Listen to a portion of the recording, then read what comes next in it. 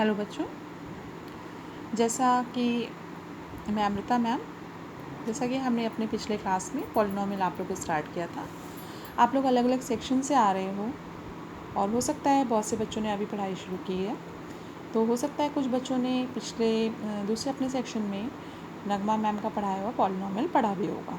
पर बच्चों, मैं अपने ढंग से पढ़ा रही हूँ, तो इसलिए मैं अपना चैप्टर फिर से पढ़ा रही हूँ। जो बच्चे पढ़ चुके हैं कोई बात नहीं, जो नहीं पढ़े हैं वो पढ़ लीजिए और काम आप लोग जिस भी कॉपी में कर रहे थे उसी के आगे आप कंटिन्यू कर लीजिएगा। ऐसा कोई ज़रूरी नहीं कि आपको नई कॉपी बनाने की ज़रूरत है।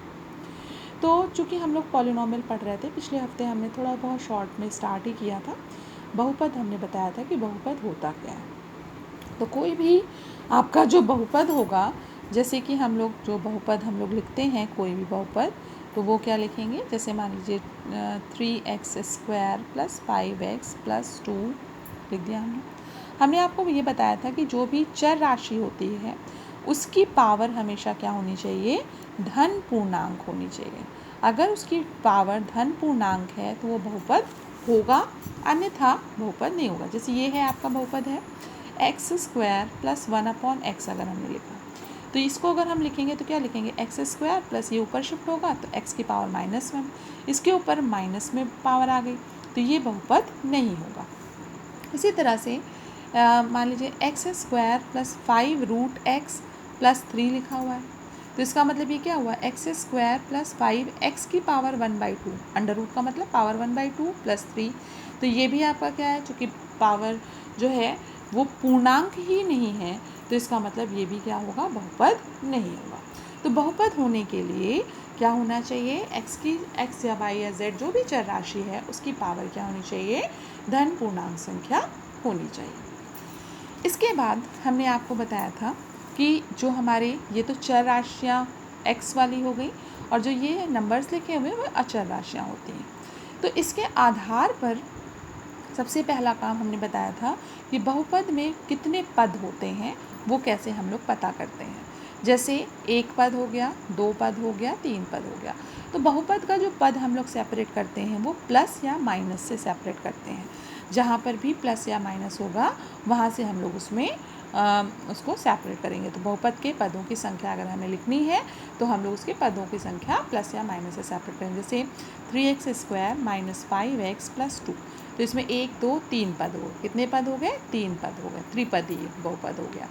फिर मान लीजिए 5x + 2 लिखा हुआ है, तो इसमें केवल 2 ही पद हैं, तो 2 पद हो गए, ठीक है ना। 3x² लिखा हुआ है तो केवल 1 पद हो गया। 5 लिखा हुआ है तो ये भी क्या हो गया, 1 पद हो गया। एक पदी बहुपद इसको हम लोग कहेंगे। तो इसमें नंबर ऑफ पद कितने हो गए, 1 पद हो गए। अब अगर मान लीजिए इसमें कहते हैं कि x² का गुणांक क्या है, तो x² के अलावा जो भी पद है आपका वो क्या होगा, उसका गुणांक, यानी x² का गुणांक क्या हो जाएगा, 3 हो जाएगा। तो ये तो हमारे बहुपद की बात हो गई, नंबर ऑफ टर्म्स की बात हो गई।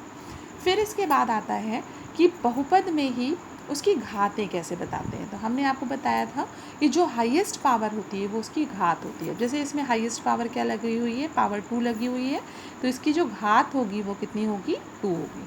इसमें पावर क्या लगी है, 1 लगी, तो इसकी घात 1 हो जाएगी।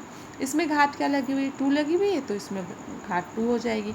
इसमें घात कुछ भी नहीं लगा हुआ है, यानी x की पावर 0 है, तो इसका मतलब इसकी घात कितनी हो जाएगी, 0 हो जाएगा। तो कोई भी बहुपद है तो उसमें जो हाईएस्ट पावर होती है वो क्या होती है, उसकी घात होती है। तो इसको हम लोग कह सकते हैं, इसको हम लोग अचर पद बोल सकते हैं, अचर बहुपद बोल सकते हैं, क्योंकि इसमें x की पावर घात 0 है।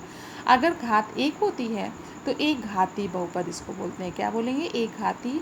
और जिसमें 2 घात होती है तो वो द्विघाती होती है, और जिसमें 3 घात होती है तो वो क्या कहलाते हैं, त्रिघाती बहुपद होती है। अब नेक्स्ट पॉइंट आपका यहाँ पे आता है कि बहुपद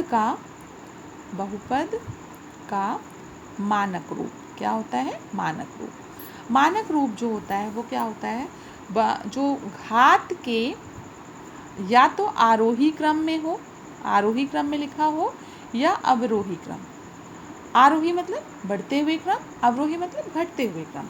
तो चाहे आरोही क्रम में लिखा जाए कोई बहुपद, चाहे अवरोही क्रम में लिखा जाए, वो क्या कहलाता है आपका, उसका मानक रूप कहलाता है। जैसे मान लीजिए हमने आपको लिखा 5x की power 2 plus 3x cube minus 7x की पावर 5 प्लस 25x की पावर 4 माइनस 5 ये लिख दिया। अब इसका अगर हमें आरोही क्रम में घातों को लिखना है तो आरोही क्रम में, आरोही मतलब सबसे छोटे से सबसे बड़ा, सबसे छोटा क्या है 5 है, बट उसके आगे माइनस लगा हुआ है तो -5, फिर उसके बाद क्या आएगा plus 5x square plus 3x cube plus 25x की पावर 4 माइनस 7x की पावर 5, ये हो गया आरोही क्रम। इसी को अगर हमें अवरोही क्रम में लिखना है तो अवरोही क्रम में क्या हो जाएगा, सबसे पहले लिखेंगे -7x की पावर 5 प्लस 25x की power 4 plus 3x cube plus 5x square minus 5। तो दोनों ही आपके क्रम जो हैं, चाहे आरोही में लिखो चाहे अवरोही में, दोनों ही क्या होते हैं, मानक रूप होते हैं। अच्छा, इसमें इसकी घात क्या होगी, देखिए हाईएस्ट पावर 5 है तो 5 हो गई। नंबर ऑफ पद कितने हो गए, 1 2 3 4 5 हो गए।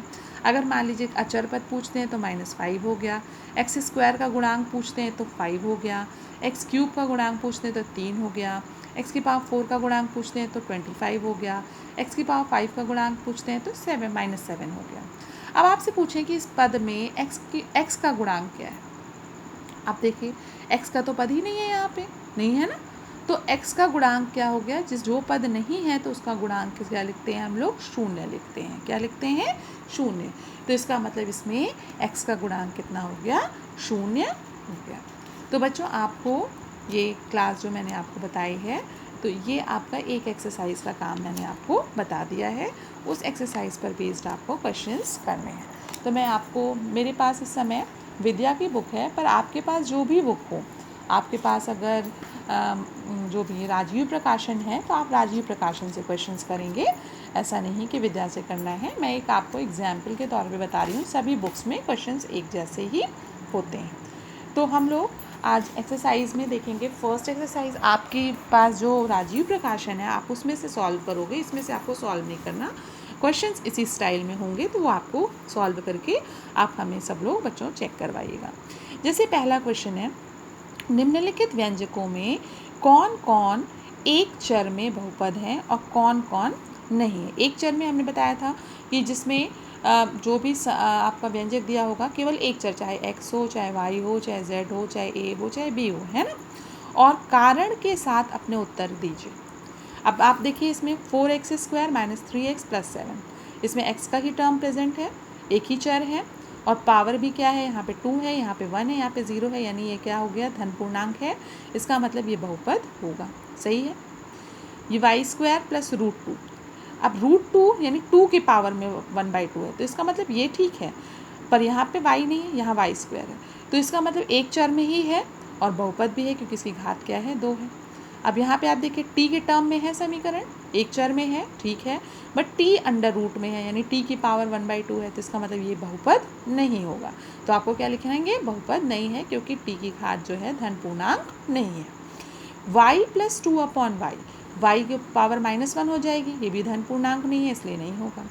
अब x की पावर 10, y की पावर 3, t की पावर 50, इसमें सबकी पावर तो धन पूर्णांक है पर एक चर में नहीं है। यहाँ चर कितने हैं, x भी है, y भी है, t भी है, तो इसलिए प्रश्न में ही है कौन कौन एक चर में बहुपद है, इसलिए ये एक चर में बहुपद नहीं है। ठीक है बच्चों, तो आपको बताना है। दूसरा प्रश्न है, निम्नलिखित में से प्रत्येक में से x स्क्वायर का गुणांक ज्ञात कीजिए। अब इसमें देखिए एक्स स्क्वायर का गुणांक, एक्स स्क्वायर ये है, इसके साथ कुछ है नहीं है, कुछ नहीं है, तो इसका मतलब 1 है, तो एक्स स्क्वायर का गुणांक क्या हो गया, 1 हो गया। प्लस 1 तो लिखते नहीं है, केवल 1। अब यहाँ पे देखिए एक्स स्क्वायर का गुणांक क्या है, यहाँ पे माइनस दिया हुआ है तो -1 हो गया। ठीक है, इस वाले प्रश्न में एक्स स्क्वायर के साथ क्या है, π/2 है, तो एक्स स्क्वायर का गुणांक क्या हो गया, π/2 हो गया। और यहाँ पे एक्स स्क्वायर का टर्म है ही नहीं, तो अभी हमने जिससे पहले बताया था एक्स स्क्वायर का गुणांक कितना हो जाएगा, 0 हो जाएगा। 35 घात के बहुपद का और 100 घात के बहुपद 100 घात के एक पदी का उदाहरण हो। तो 35 घात है तो कोई भी लिख सकते हो आप, जैसे 6x की पावर 35 लिख दिया, एक पदी का ही उदाहरण देना है। 100 घात का भी लिखना है तो मान लीजिए हमने लिख दिया 5 y की पावर 100 लिख दिया। कुछ भी इस तरह से आप लिख सकते हो, बस घात उसकी क्या होनी चाहिए, एक में 35 होनी चाहिए, एक में 100 होनी चाहिए, और एक एक उदाहरण दे रहा है, दोनों ही एक पदी होने चाहिए। ओके बच्चों, अब निम्नलिखित बहुपदों में से प्रत्येक बहुपद की घात बतानी है। घात में हमने बताया था जो हाईएस्ट पावर होती है, जैसे यहाँ 5x³ + 4x² + 7x है, तो इसकी घात क्या हो जाएगी, 3 हो जाएगी। इसमें इसकी घात कितनी हो जाएगी, 2 हो जाएगी। इसमें इसकी घात 1 हो जाएगी। इसमें x या y कुछ है ही नहीं, तो इसकी घात कितनी हो जाएगी, 0 हो जाएगी। ओके बच्चों, अब आप देखिए इनमें से कौन कौन से बहुपद रैखी हैं, कौन द्विघाती हैं, कौन से त्रिघाती हैं। रैखिक का मतलब हुआ कि एक घात, द्विघाती का मतलब 2 घात, त्रिघाती का मतलब 3 घात। अब यहाँ पे देखिए x² है तो यानी द्विघाती हो गया, x³ है तो यानी त्रिघाती हो गया, y² है तो द्विघाती हो गया, x⁻1 है तो यानी रैखिक हो गया, t⁻1 है तो रैखिक हो गया, r² है तो द्विघाती हो गया, x³ है तो वो त्रिघाती हो गया। ठीक है बच्चों, तो इस पर आधारित आपको ये प्रश्न। अब इसमें से नेक्स्ट है, निम्नलिखित व्यंजकों में से कौन कौन से एक चर में बहुपद है। वही अभी जैसे हमने आपको किया था, ऊपर वाला ही प्रश्न था।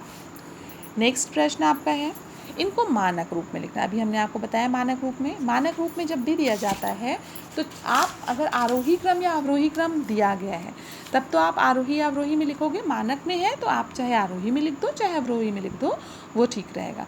तो अब जैसे इसको अगर आरोही में लिखना होगा तो पहले लिखेंगे 8, फिर +√2x + 4/3x², फिर -3x⁵ -3x⁶ + x⁻7। इसी तरह से आपको ये प्रश्न करने हैं।